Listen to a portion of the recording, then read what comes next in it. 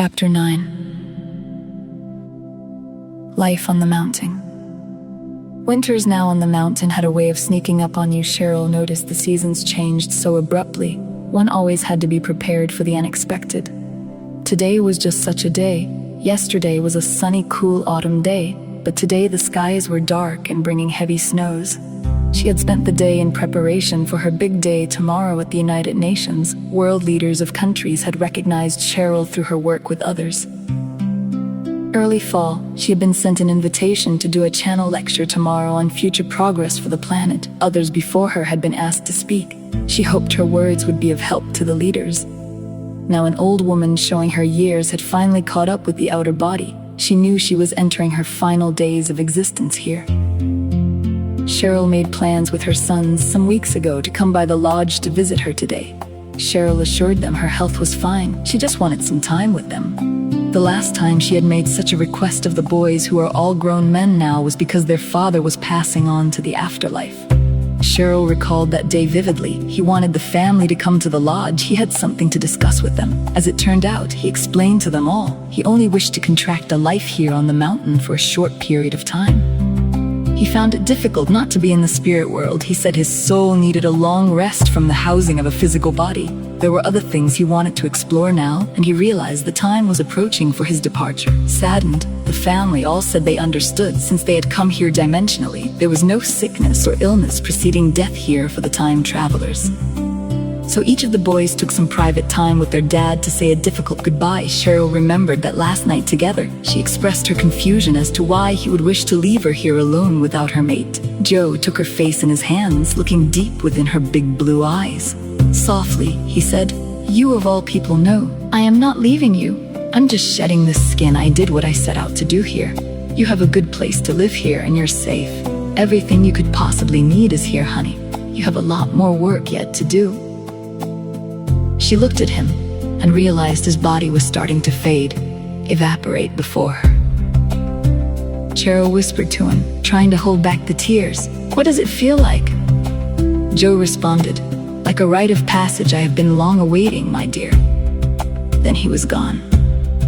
Cheryl brought her mind back to the present. She has a better understanding of Joe's meaning now that she too feels her life force is close to the stroke of 12. She equated it as being an internal measurement of life passage and experience, coming of age, maturing through the measure of personal realizations. For Cheryl, being a woman, one passage was her menstrual cycle. Second, her first step out into the world on her own as an adult. Then came her first childbearing experience. So many firsts as human beings we experience. Then at that instant of when it's happening, if you could freeze that moment, something inside you would say, "From this point on, everything will be different. No going back. This is it. Only forward to the next first for you. The thing is, you know it's coming. You may have heard about what it's like. You feel it's coming preceding its arrival, yet it is very personal, how you yourself react to its arrival." It becomes a sobering self-look of our own mortality as humans, that this juncture in your life will never happen again in this body. Cheryl thought for a moment, "I am sure in soul form, it is much the same on a different level." She recalls many elderly people saying, "Life rarely affords you many second chances. If it does, snatch it up and use it wisely." Cheryl scolded herself for her mind wandering. "I haven't time for this now. The boys will be arriving soon." She collected her thoughts and placed her mind on the immediate task at hand. Cheryl had just concluded her meditation session with her wolf guide before her thoughts wandered to the past. Much of her life here has been spent on helping individuals figuring out their past here. Pieces of the puzzle of the why they are here would be issued through Cheryl from the other side of the veil. Her guide, the wolf, most times would be her contact. Others would visit her as she slept or whisper in her ear as she wrote. Today in meditation, she finally found the words to let her wolf guide know. She was aware her earth time was coming to a conclusion. The wolf didn't affirm nor deny her statement. It wasn't necessary. She said to her confidant, I feel there's just so much ahead for the planet I cannot be part of, as I am now. The other watchers agree with me when we had conferences. The guide said, all of you contracted to merely start the direction to cause a change in the tides of life. It is still a choice for humans to make the effort to construct, not destruct, to evolve and not dissolve as a species. The dimensional Earth you left has yet to start housing humans. Only spirit roams the planet. Vegetation and animals have begun to take their place as we speak now. Humans, as yourself, may never walk it again. If you cease to exist here, we will see what will be as the very last watcher like yourself leaves this dimension. The wolf stepped up to Cheryl as she sat at her desk and circled twice in front of the desk and then lied down. It began licking its front paws and then looked up at her. Wolf said, "My dear, take pen in hand. Allow me to write through you some things the world will see come to be long after you're gone." Once Cheryl grounded once again from her meditation period, she picked up the paper on her desk with the script of her automatic writing with her guide. Though the script was legible, it was most certainly not anything she had knowledge of in this lifetime. It read, "New world changes. 1 monetary changes. 1 world currency changes to credits. Each individual upon an arranged age is allotted credits for lifetime to be used for food, lodging, comforts, and clothing. All start with same credits, no matter what stature in life, i.e. No rich, no poor, all the same. where credits not used in companies, institutions implement barters. 2 housings. Develop with self-sufficient heating and cooling via water, solar, and crystal technology. Every family is supplied with home according to family size, removed to smaller dwelling as family members move on. 3 travel. Travel develops into holographic trips, holotrips, using holographic technology and developing teleportation, dimensional travel, dematerializing to move from one point to another, moving cargo, materials, food, clothing, tools, people. 4 communications. Initially holograms, progressing messages at the speed of thought, mind communications, no barriers in languages. In all mind links, translated computers continue rapid advancement in crystal chip technology and micro hyperdrive systems. 5 health. No more federal run drug institutions funded by pharmaceutical business, merge of traditional with non-traditional naturopathic, forming one alliance. No cost healthcare system, hyper healing techniques for recovery for internal health and disease, new organ replacement implemented, aging process is reduced, lifespan extended. 6 farming.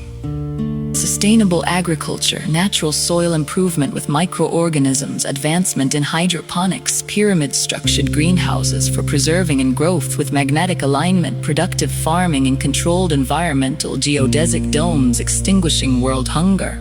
7 water. Applying filtering systems, turning oceans into fresh drinking water, development of water from acidic to balanced alkaline levels, benefiting humans, animals, marine life, and crops. 8 education. All forms of education is free to all individuals. Develop a trade, a position, or a means to benefit their planet. For as long as they can contribute, this can be just within the family unit or out in their communities. 9 power sources. Development of successful wind, solar, quartz crystal, and magnetic power. Implemented power of the human mind. The power of thought will develop with telekinesis. 10 transportation. Advances in fuel using hydrogen and cold cell concentrate in mass production. Solar and crystal batteries introduce new high-speed air rail travel, new air traffic control system with private autoplanes, advanced high-speed sea hovercrafts. This is just a glimpse of yet to come in this dimension. After reading over this, Cheryl felt hopeful that the planet's future appeared positive. A lot of work ahead and time needed for progress, that's for sure. She made the entry of the chart Wolf had provided for her and her journal on the computer. Shutting down the computer, she could smell something very tempting to her senses of hunger. Her dear friend Dee was downstairs preparing something scrumptious for dinner for her and the boys. Cheryl stood up from her desk, shut off her desk lamp, doused the candles and incense burning in the room. She headed for the office door to go downstairs for dinner with her sons.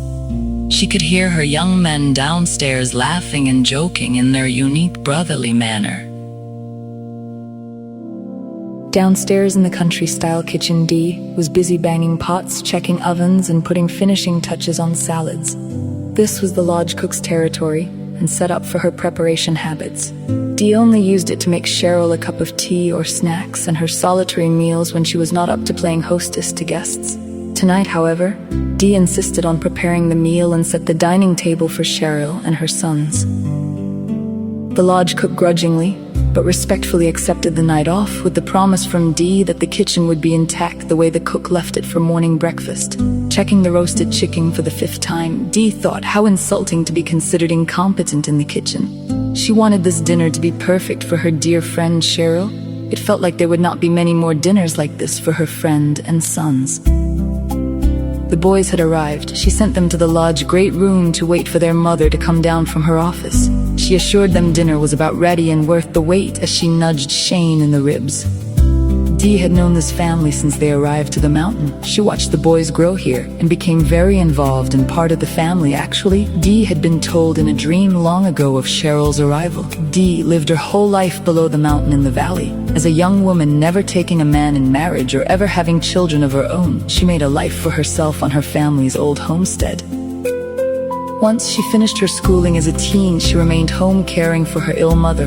Her father died when she was only a toddler, so she never knew him. She and her mother lived off their livestock, few chickens and garden of vegetables. Dee had the ability to heal animals with potions she made from herbs and roots she gathered in the woods. She was always aiding some wild creature in the forest or a rancher's sick cattle or horse. Eventually, everyone on the mountain or in the valley would come to her for help with some critter. After her mother's passing, her stables and barns became hospitals for these animals. Dee started to have a lot of prophetic dreams, one being the planet shift. She was advised to stay where she was and start preparing in provisions for what will seem to many the end of the world. Though the radio and TV never mentioned any looming doom, bad storms, she did what she had been asked in her dreams. She did notice the animals' behavior being peculiar, the birds not migrating like they should, the seasons changing in pattern, confusing the plants and animals alike. One particular night, a wolf in her dreams visited Dee. Not any ordinary wolf by any means. This one talked. It told her that a woman and her family were coming to the mountains soon. Her name was Cheryl, and she was what the people will call a watcher. Dee was told other watchers would also come and live in other places on the planet. They were coming from a parallel Earth like hers, only it had been destroyed. This woman and others would come here to prevent the same fate to this Earth. These travelers that were coming here are the last chance for human existence. Dee was told right after a very bad Earth calamity. Many lives would be taken. Some would survive to start again with what is left. Dee was told she would find an empty lodge on the mountain and to stock it with food, clothing, candles, and tools. Dee did as she was told. She believed the dream because the lodge was right where she was told it would be. It took Dee several months to prepare the lodge, as she was asked to. Dee brought her concentration back into the kitchen, filling serving dishes, pulling the chicken out of the oven to cool for slicing. As she was preparing the gravy from the roast drippings, she remembered her first meeting with Cheryl. It was several months after the power went out and the ground shook with terrible storms. A woman came to Dee's house with her son. Cheryl and her son had a makeshift sled carrying an injured fawn. The woman introduced herself as Cheryl and her son, Shane.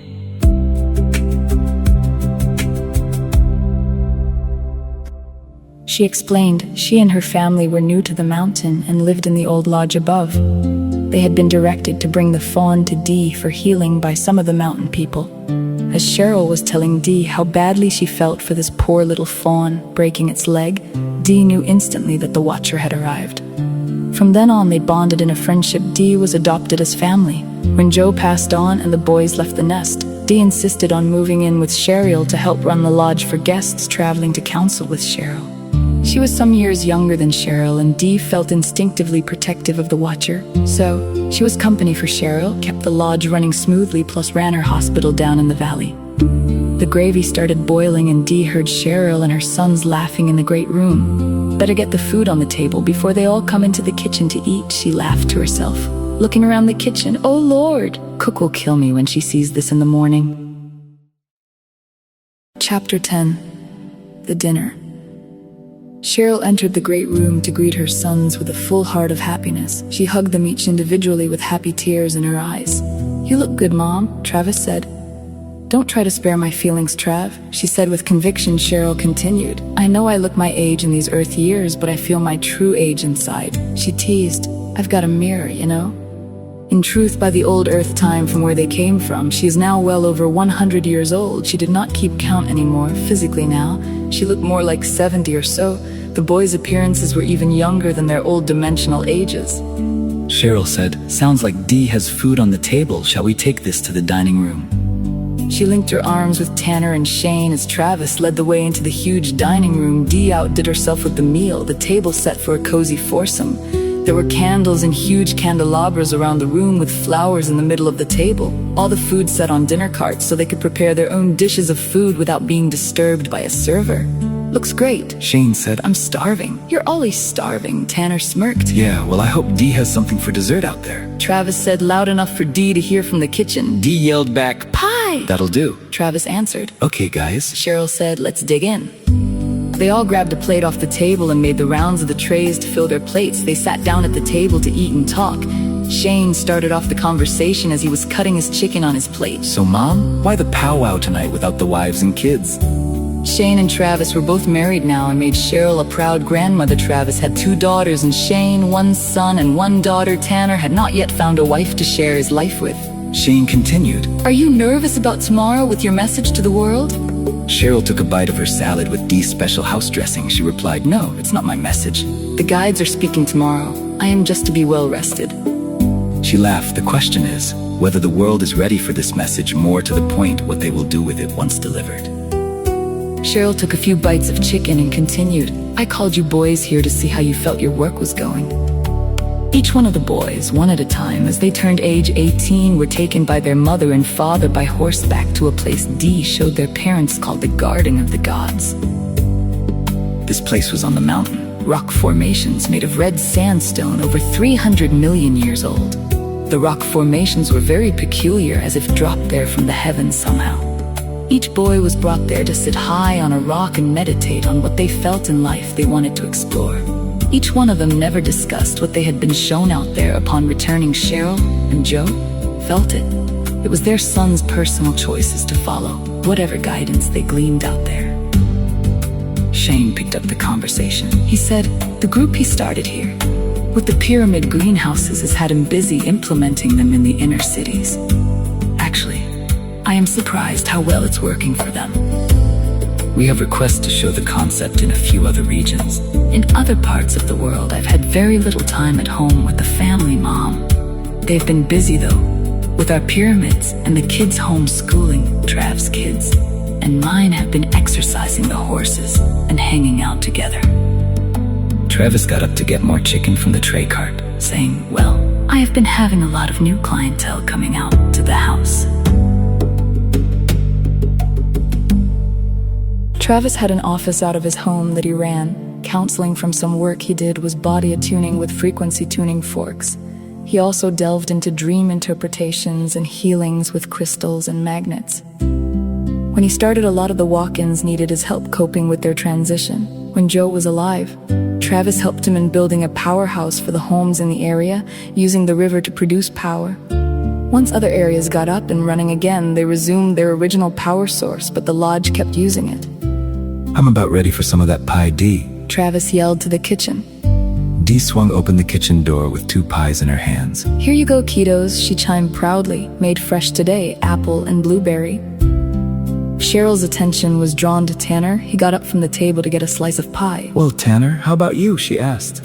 She saw him less than the others because he traveled all over the world. He was involved in creating housing, something called smart house, automated houses with controlled temperatures and lighting as you entered or left a room. It's going okay, Mom, but I see our future with homes built in the ground and mountainsides like the Mayans. Did I even have ideas of living underground using alternative lighting like fireflies or crystals glowing? I don't know. I lose a lot of sleep and draw a lot of plans, but don't know when it will be reality. Cheryl said, Be patient, son. You have a lot of time to create your mind's inventions. "Come back to the mountain more often to rest, would you?" Tanner hugged his mother and kissed her on the forehead. I will, Mom. Promise. She ate her pie and sipped her tea, satisfied to just have the boys around her again under one roof. She sighed, thinking, Joe, I miss you. Our boys have turned out to be fine men. You'd be proud. The candles flickered in the room, an affirmative from her Joe. Chapter 11. The UN Trip. The next morning, Cheryl woke early to leave for the airport. Dee came upstairs with a tray for her of a light breakfast with tea. Dee was grumbling that the cook was full of complaints about the condition of the kitchen from last night's feast. Cheryl laughed. She'll get over it, hun, she said endearingly. Dee brought their old pickup truck around to the front of the lodge after breakfast to whisk Cheryl to the airport. Some 45-minute drive. Cheryl spent it in silence, preparing herself for her trip. Dee drove in silence, respecting her friend's need for time of composure. Cheryl spent this time contemplating the trip. She has made many trips after the first visitation of her wolf guide. In the beginning, she wandered the mountain and valley by horseback, meeting people there, helping encourage the people through the task of resuming life there, quieting fears, squelching frustrations, showing them how to work together. Besides helping her own family to start a life at the lodge, she also kept busy doctoring some animals on the mountain she would come across on her travels. This went on for several years as the country got back to functioning, as her work needed her further out. This old truck Joe gave renewed life to had become her means of transportation. As ham radios, then phones and computers came back into use, she could reach further with her work. The boys had been homeschooling with her, but once her trips were needed, they went back to school in a school on the mountain. Shane had helped Joe with the watermill they were using for power and a local general store that hired them. Cheryl would get calls to go out of state to speak as a watcher. Watchers became known and recognized as a link to the other side for advice. The walk-ins would seek them out for consultations on projects they were working on. Cheryl would also have people come to the lodge to meet with her also. Eventually, she took in some live-in help to keep the lodge up for visitors. Since the visitors would pay for their few days' stay to help Cheryl out, it was never a burden for her, and Joe financially coming home was always interesting and pleasurable with their guests there, for Cheryl and her family. Today, as Cheryl had needed to do on so many occasions, she had to fly. Cheryl remembered her list of world changes from Wolf. Traveling like in some future time, materializing somewhere, intrigued her. She would not see it. She knew, which is why she was shown this list. A few of the other watchers contacted her. They were also invited to this conference. Their destination was the United Nations on Manhattan Island, New York. Amazingly enough, New York was one of the cities still intact after the last planetary upheaval. However, before that, terrorists took over 2 jetliners and flew them into the Twin Towers, destroying both buildings and killed many. The United States sent many troops to Iraq in retaliation. More souls on both sides exited the planet in high numbers. The whole battle was put to an end when the planet shook prior to her arrival with the others. Some soldiers eventually made it back to their homes afterwards. Most did not. The oil fields and battle areas were heavily destroyed. Cheryl had not been to New York City yet in her travels, but Shane had been there with development of the pyramid greenhouses. The concept was for inner cities, growing crops for food and in small, compact areas. She looked forward to seeing her fellow watchers. They were meeting for lunch before they were to speak, before the committee in the UN at 2 p.m. She planned to spend the night in the city and return the next afternoon to Colorado. Dee broke into her thoughts. Okay, Denver Airport, should I park or drop you off at the door? Cheryl answered, Just drop me off, Dee.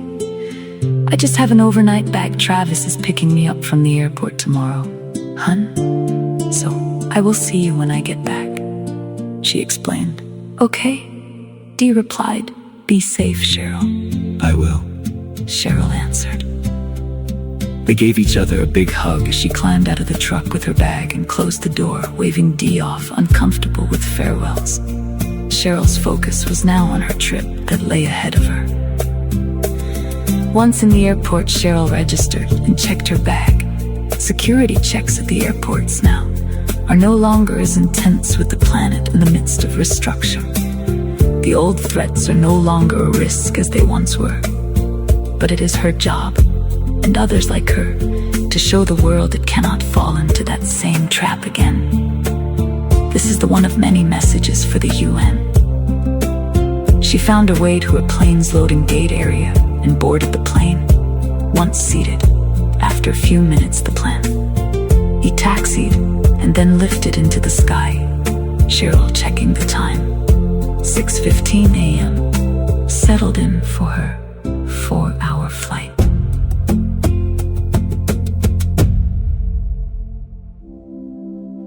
She pulled out a writing tablet from her big handbag and began to write as she had become accustomed to doing to pass the time on long trips like this.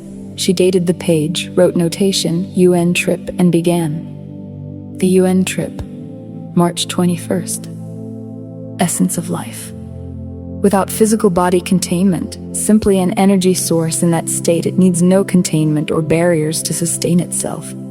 If it is perpetual, once it is created, it cannot cease to exist. Only its chosen form it houses can malfunction or decay, ceasing to function.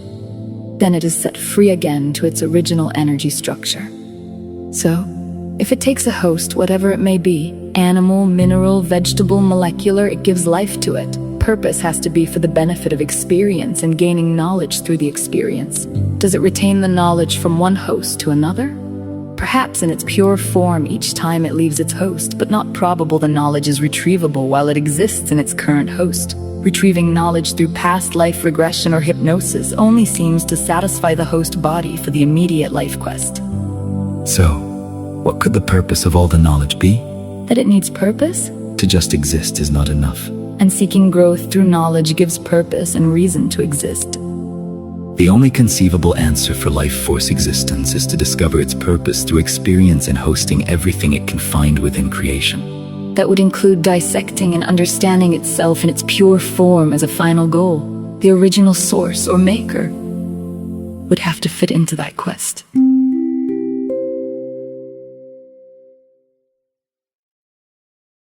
Chapter 12. Delivering the message. Cheryl's plane landed shortly after 12 noon. She got off the plane with the passengers noticing a gentleman with a sign standing off to the side of Gate 8 with her name on it. He walked up to her and introduced himself as one of the UN aides. He helped her get her bag from baggage and led her to his van. In conversation en route to the courtesy van, he explained her group was waiting for her at a restaurant not far from the UN complex. Cheryl thanked him and got into the side seat of the van, where he directed her by opening the van door. He went around to the driver's seat, got in, and started the van. Pulling out into traffic, he said, "Ma'am, I hope your flight was a smooth one."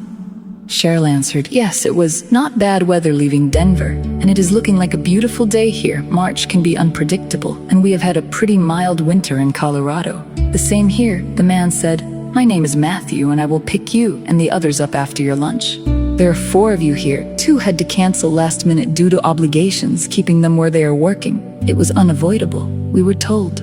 I see. Cheryl said. Am I the only watcher attending? "Yes, ma'am," he answered. "Here we are."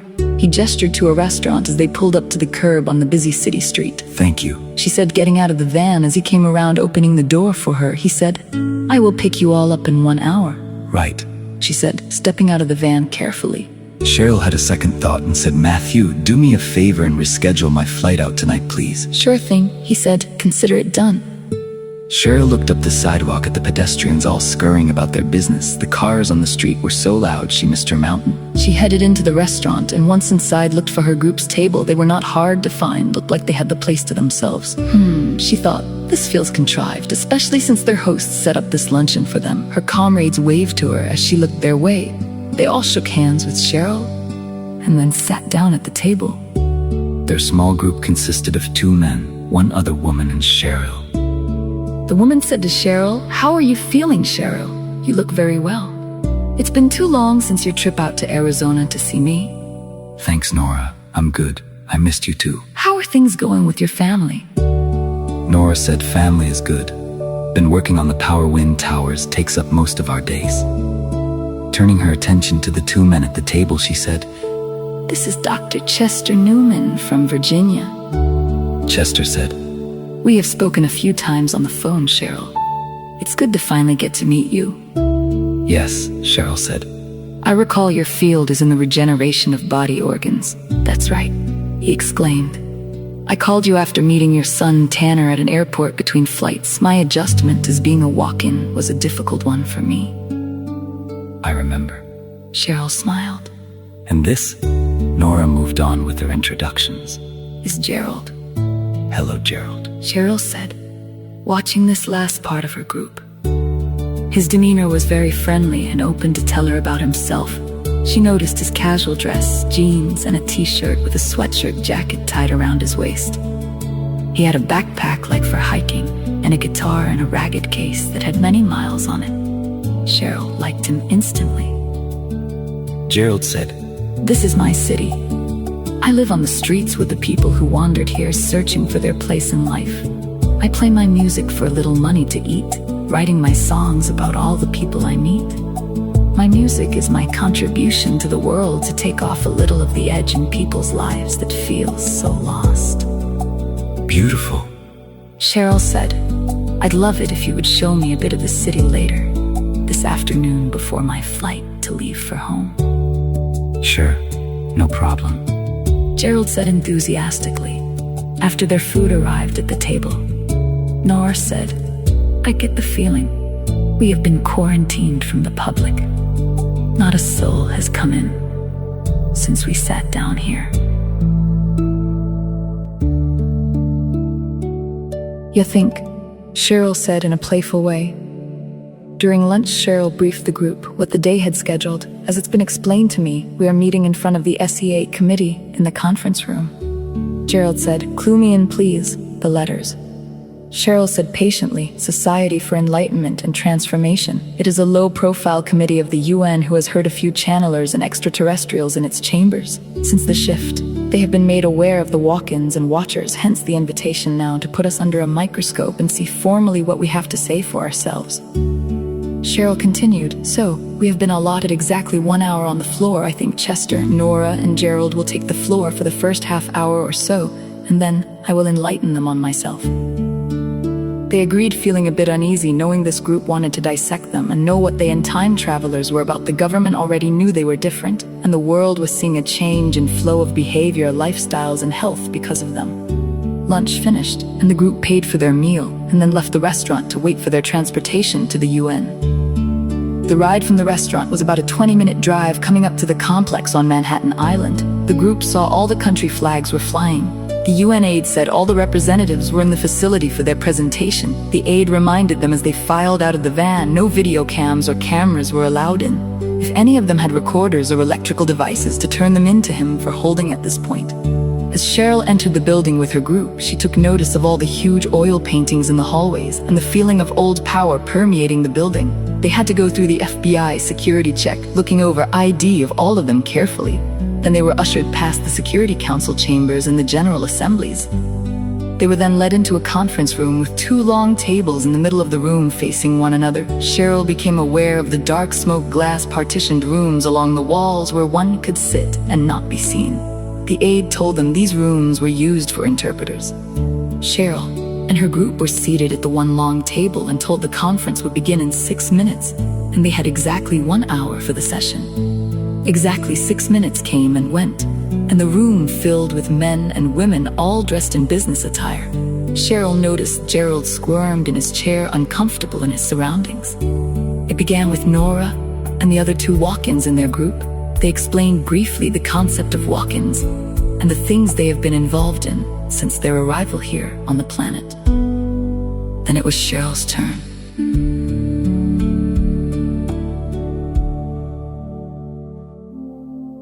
Good afternoon, ladies and gentlemen of the Council. I am known as a Watcher. My dimensional Earth with human beings is no more. It is the parallel Earth of this one. In terms you can understand, myself and others died and returned to this dimension to save the human species from extinction. Through our destruction, we were shown what could become your future, and the message we bring as walk-ins and watchers are that this is human beings' last chance. In our dimension, we chose this planet to use as a classroom in order to learn through the human experience. We failed miserably in the dimension we came from in order to save the planet and keep it still intact. We were swept off of it as a watcher. I know, there are those of you here listening to me hidden in the shadows of this great room. You assume you control mankind's destiny. You have been attempting for a very long time, but no more. Your secrets are being revealed for all to see. Human beings are now put on notice. Resolve your issues of conquering lands, hoarding resources, claiming what religion is superior. Pool your resources in finding ways to survive on this planet, and most importantly, keeping this planet healthy and intact. Humans and the planet need one another to exist. There are amongst you souls, not in human body suits or any other form of this planet, studying you. They are attempting to assist you or simply watching your struggle.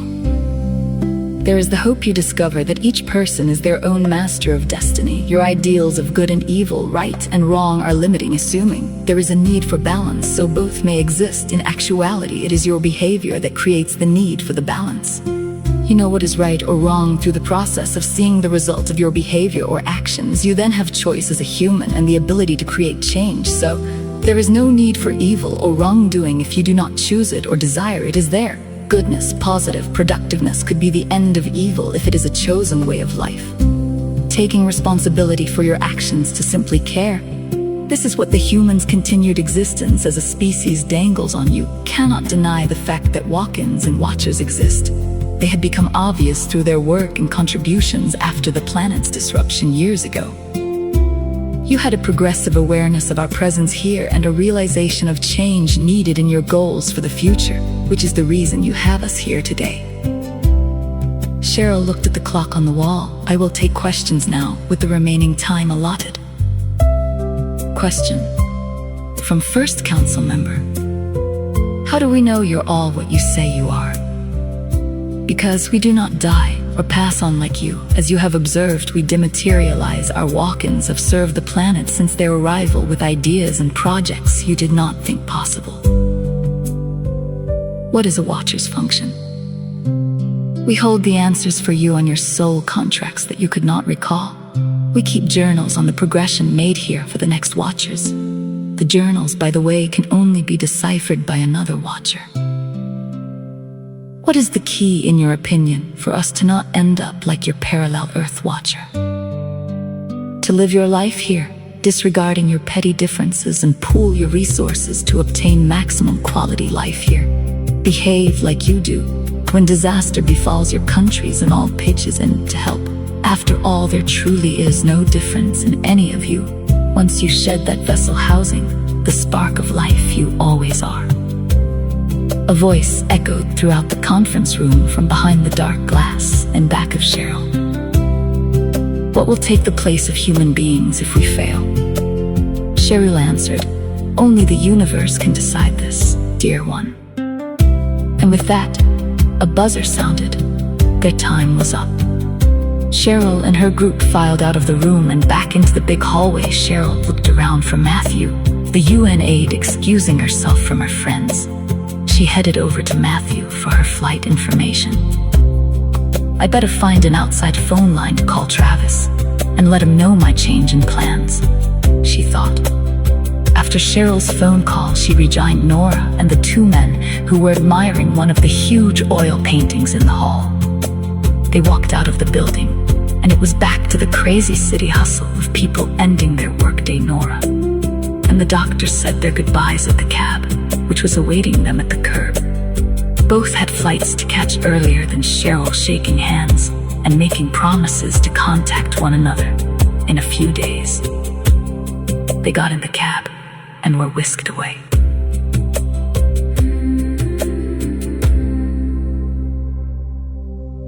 Cheryl's attention was now directed on Gerald. He spoke. How do you think we did in there?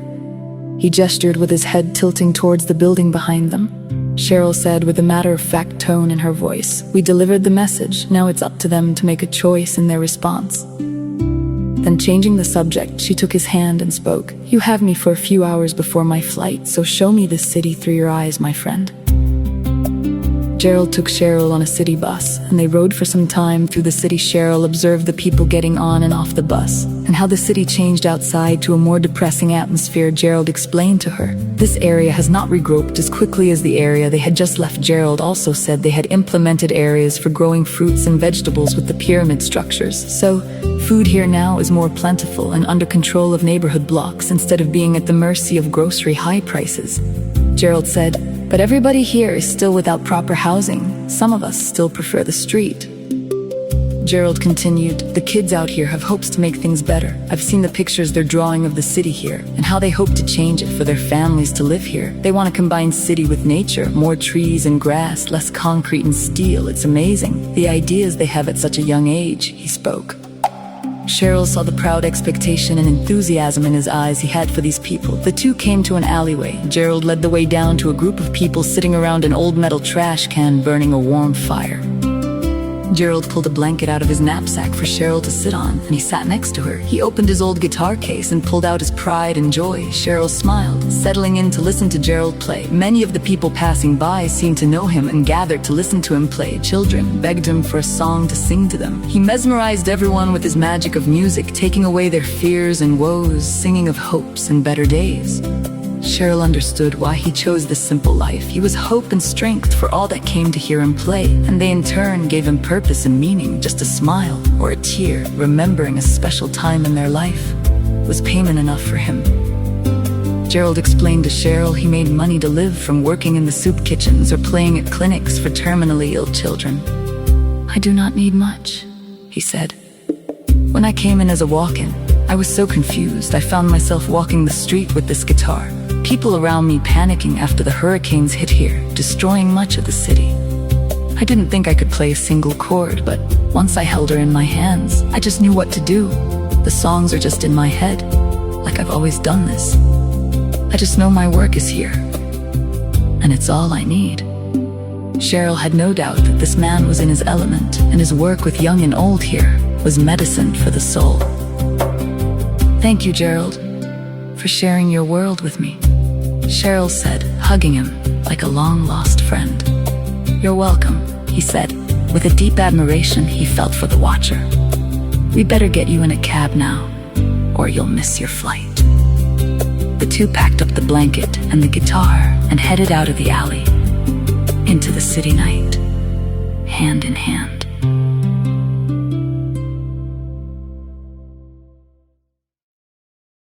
Chapter 13. Mountain Return. Cheryl caught the late flight out of New York. Once she landed and got into the airport to claim her baggage, Travis met her at the arrival lounge. "Hey, Mom," he said. Giving her a big bear hug, he took her bag from her, and they walked out to the parking area. "So how did it go?" Travis asked. "I think pretty good, hun. How are things here?" she asked. Travis said, "Okay, Dee thought you were coming in tomorrow, spend some time to rest and see the city." "Did you see any of Shane's city gardens?" Cheryl answered, "Oh yes, I did. His group is doing some great things for people in the city. I expect there will be even more ideas coming from them on using this." "Great," Travis said. "Here's the truck, Mom," as they came up to a row of parked vehicles. Cheryl climbed into the front seat of the truck as Travis put her overnight bag in the back. As they pulled out, she laid her head back in the seat, closing her eyes. She murmured, "It's good to be home." She hadn't had this thought since she arrived here as the watcher. A cigarette sure sounds good right about now. She drifted off. The old pickup truck was pulling into the dirt lane leading up to the lodge when she dragged herself back to the truck from a light sleep for most of the ride. Travis parked and she got out of the truck. As Travis grabbed her bag, she headed towards the porch. She couldn't wait to set foot on her porch again. The mountain's air filled her lungs. The blue spruce gave her a sense of well-being. Dee met Cheryl and Travis at the door. Dee hugged Cheryl, saying, "You missed dinner. I didn't expect you home till morning. Are you hungry?" Travis put Cheryl's bag inside the door. Dee told him she'd take over for him to go ahead home. He agreed it was late, he said, and kissed his mother goodnight on the cheek. "Get some rest, Mom. I'll talk to you tomorrow." Cheryl said, "Okay, sweetie. Thanks for picking me up."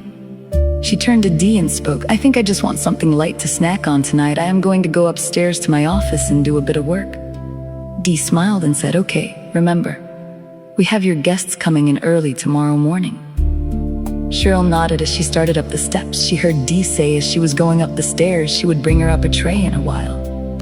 She was excited about the next day's guests, all friends she had made through her computer. It was wonderful how one could touch so many in this mode, she thought as she settled down at her desk in front of the computer. She spoke with individuals on the phone as well in lengthy conversations offering guidance and healing. Her travels were delivering messages from spirit and also to learn from others on their insights of the planet's future. She looked at the pages of paper at the side of her desk. Her recent journal entries was not finished. They were where she had left them before her trip. The journals consisted of all of her life up to this point. She will finish it soon, she promised herself. Cheryl always came back to it with her guides, and she would allow the flow to cross the computer screen. She sighed and looked away from the pages she had printed out. Not tonight, she said to herself. Later, I will get to it. She moved her mouse to the internet icon to get online so she could read her email and answer any messages waiting for her. Out of the corner of her eye, she could see one of her dogs enter the office. The dog came over to her and got comfortable at her feet under her desk. She missed her poodle Max. He was her special companion. Catching herself falling into a depressive mood, she pushed the sadness aside. The computer noises of her incoming messages brought her attention back to the email. Cheryl answered her email messages one by one. She'd been touched by so many through all the years on the computer. There was a lot of emptiness out in the world, people looking for contact or an ear to listen. The watcher filled others with love, hope, and purpose. Her path felt lonely, and she longed for her twin soul flame to be with her at her side. It was not to be, and she knew it. She opened an email from an individual line she had counseled a few months back. He sent her a poem he wrote to describe what she meant to him, as a form of a thank you. It read, "Guiding light. Eyes of fire burning bright, like a beacon in the night, guiding others to the light as dark forces gather to block their sight. Love and light she does bring, as well as wondrous energy that vibrates through my very being, on unseen wires of the cosmic string, opening my eyes to this marvelous thing. Ancient wisdom most can't perceive in the words she does weave. Old knowledge touches my soul like something learned long ago, something I have always known from lives in the past, and now to this one, at last, finally. So I listen with open ears, no longer hiding behind my fears, open to all she does say and the energy she sends my way. She is my guiding light on a journey towards what is right, shining forth in the night like the touch of full moon's light. And now my spirit soars in winged flight. By Ray Ross.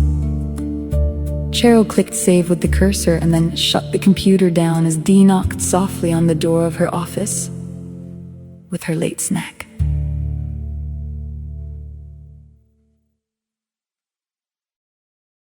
Chapter 14. End of contract. On a full moon one night on her mountain, a lone wolf bayed, awakening Cheryl's slumber.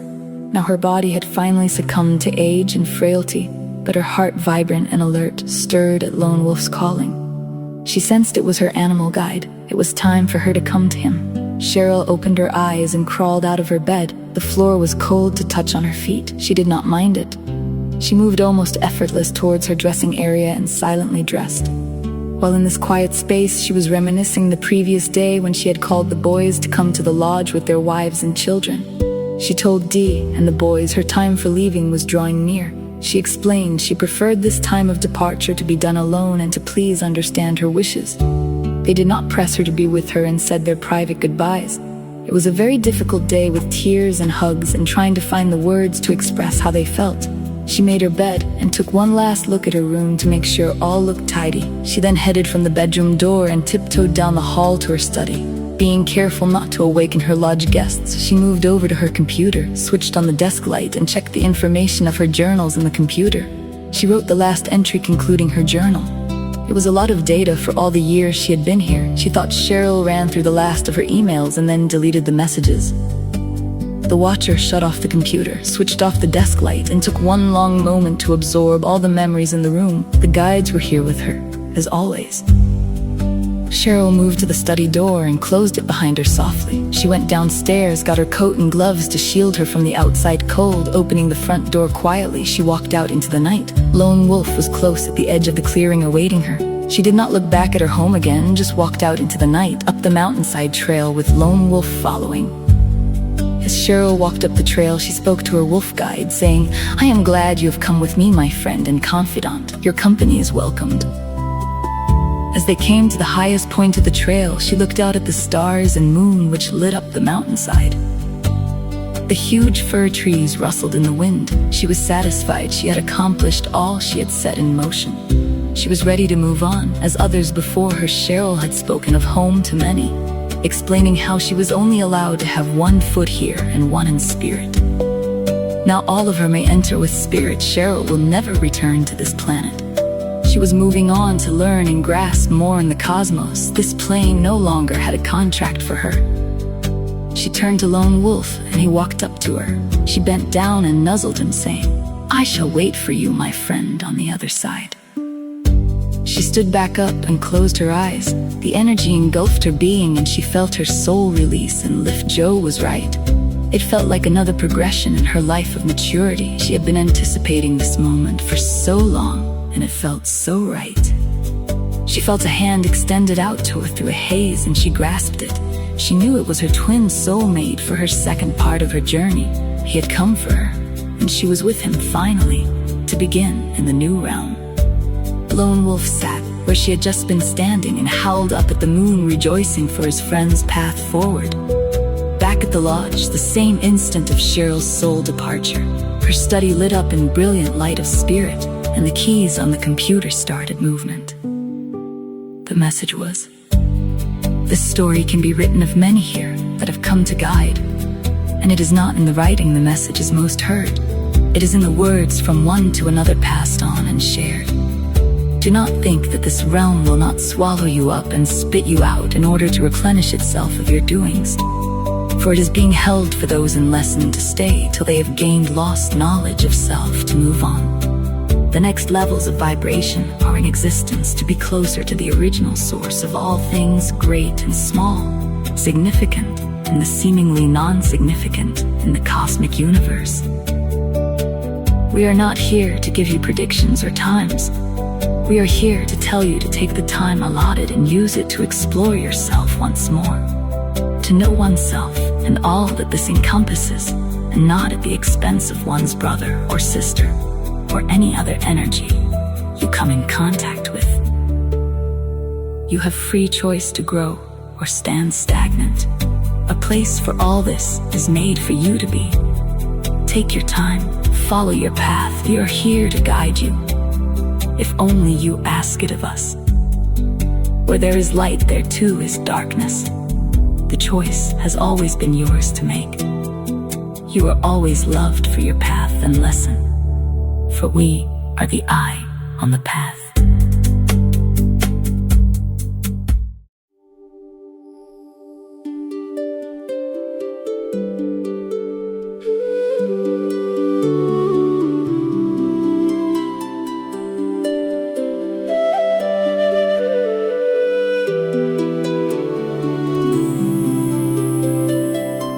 With dust on my tongue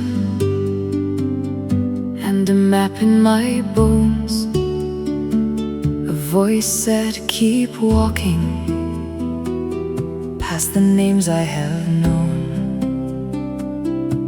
The road split in silence like a mirror in rain.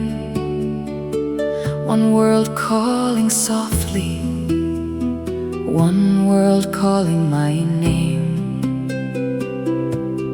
All things rise from one flame, all things bend, all things change. If the line breaks here, who will answer the gate? Eye on the path, keep your eye on the path.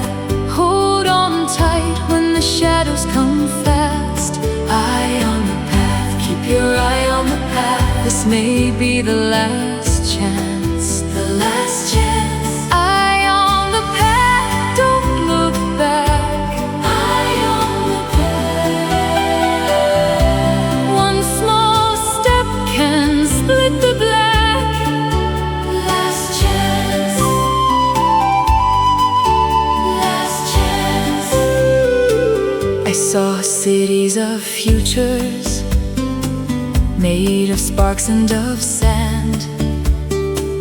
Every choice like a river running through my hand.